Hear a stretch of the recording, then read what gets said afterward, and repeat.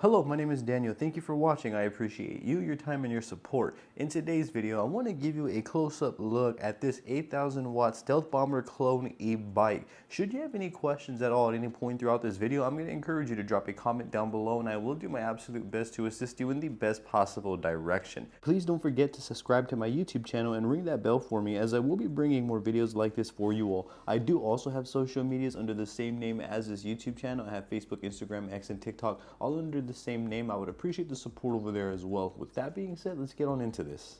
Let's take a close-up look here. So this is the left side of the 8,000 watt Stealth Bomber right here. I'm going to kind of give you a full 360 view at everything, and then I'm going to give you some close-up looks at everything as well. If you want to look at anything specific on this bike, feel free to drop that in the comment section down below, and I'll go ahead and create some shorts or some more full in-depth videos for you.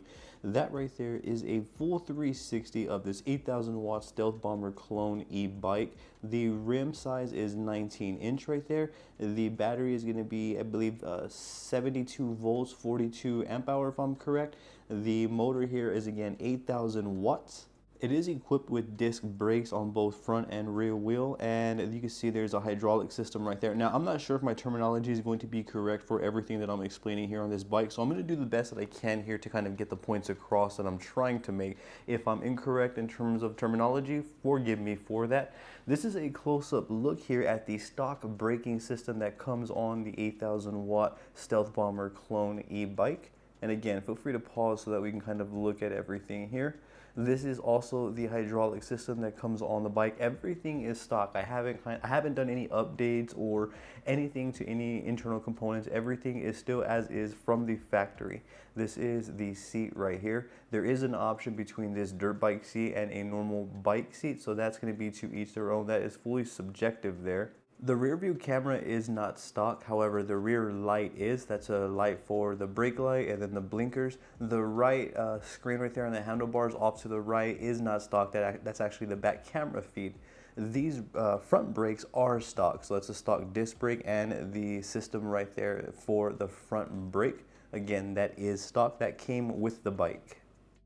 It is to my understanding that most of the components here on this bike can't be updated, such as the brakes. We can update the battery, the motor on the rear wheel. Here is another look at this braking system, and I'm doing my best here to kind of give you close-up looks. Again, if you want to see any part of this bike close-up that I may not show in this video, please feel free to drop it down below, and I'll do my best to capture that in another video, whether it's a short or a full-length video as you see here. The pedals that we are looking at are stock, along with the kickstand, and the wheels as well are the same wheels that I had. As you can see, they're still holding up strong. I do mostly ride on roads, street roads. I don't really go off-roading or ride on dirt, nor do I do a lot of burning out, and you can see that the stock tires are holding up fantastic. I also do have another set of tires, so that way in case anything should happen, then I can go ahead and switch it out along the way.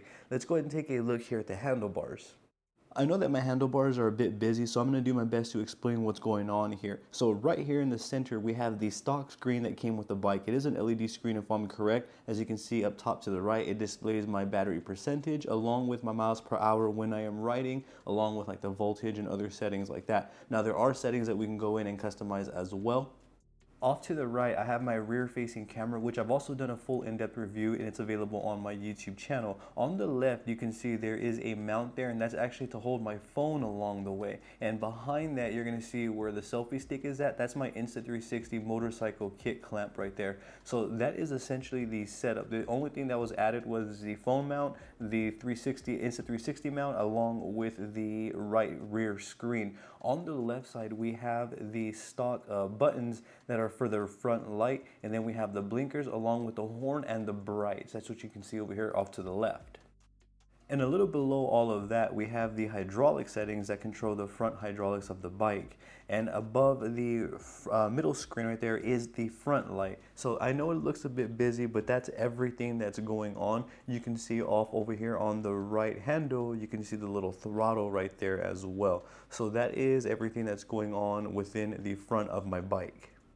Oh yes, also, my left and right brake are also in the front. You can see the end of my left brake and very little of the right brake. However, that rear camera screen is covering the right brake. So both brakes are up front. All I have to do is reach my forefingers for them and then kind of pull it as needed. It also can't really be seen from here. However, there is a switch right here that controls the power on and off. It takes us to the menu, and then we can control the speed of the bike. That's everything that's going on with the handlebars. You can kind of see the components there a little bit more that I was talking about a moment ago. That's everything that's going on with the handlebars. This is also the stock front fork that came with the bike, and these are again 19-inch tires, and this is also the front stock braking system. You can also see the controller department right there under the battery compartment. This is a better look at the front light right here and the front brakes, along with the switch right there off to the left when you're on the bike. This is a better look off to the right. You can see how the keys are hanging off. So we do need a key to start this sort of bike. I'm not sure if they're all made like this, but for the specific model that I have right here, I do need a key to start. This is the other side of, this is the right side of the bike now. This is the opposite side of the braking system where the chain exists. And you can see this is how the chain is set up on this bike right here. That is the rear motor. And we're going, these are the stock pedals again, along with the stock hydraulic system. Again, we're just looking at it on the right side now. You can see that the keys are right there plugged in, and the hydraulic settings on the front fork are right there up top, along with the bottom right here. So we can kind of tune those as needed. This is what the opposite side looks like. You can see the disc brake is only on the left on the front wheel. One thing that I love is that I haven't had any experience with like air loss within the tires. Again, I don't really do like any sort of harsh riding or anything like that, but that's one thing that I am in favor of. This is a better look at my front handles right here. You can see all the components that were a little hard to see earlier, such as the switch and the on and off button right there. You can see the blinkers and then the left brake system right there. The middle LED screen, the right rear camera screen, my right brake along with the throttle, and my phone mount is also right there, and you can kind of see my Insta360 hanging out down there. This is also the bottom area of the fork, or I'm sorry, the top area, but from the bottom of the handlebars, you can see the hydraulic settings are right here. I just kind of want to thoroughly let you see everything here in different lights so that we can kind of get a good idea as to what you can expect if you're thinking about investing into one of these. And again, if you have any questions at all, I'll always do my best to assist you in the best possible direction and answer your comments. If I don't get to your comment in a timely manner, please forgive me. You can see a better look right here though at the left on and on button. You can see the light switch right there along with the blinker, the horn, and the brights. You can see the positive and minus there. They do control the speed settings. You can see it's set to 1 right now, but you can go all the way down to 0. I believe it goes all the way up to 5, so it does have various gears that we can use as well to kind of determine the speed that we need. If I'm correct, one thing that I noticed is, let's say if it's set to like 0, 1, or 2 and we're trying to reach a certain speed, then the voltage that it outputs is only going to be a certain limit. So let's say if you're needing to reach a higher speed, let's say 40 or 50 miles per hour, then you're going to want to set that a bit higher, maybe to 5 or the highest that it can go, so that way it can put that voltage out to allow you to go that fast. Not entirely sure if it works like this, but from my experience, it's allowed me to speculate that, let's say if I set my speed settings anywhere from 0 to 2, for example, and I'm trying to do 30 or 40 miles per hour, I notice that it'll cut off after a certain point. However, I won't really have that issue if I set it all the way up to the highest point. Now, I'm not sure if there's an issue with the bike itself or the voltage being output, or it's just that setting specific, but I do notice that I am able to reach higher speeds consistently when I do set the speed to the appropriate setting. If you have any insight on that, please drop some comments down below and educate me, as I would greatly appreciate it.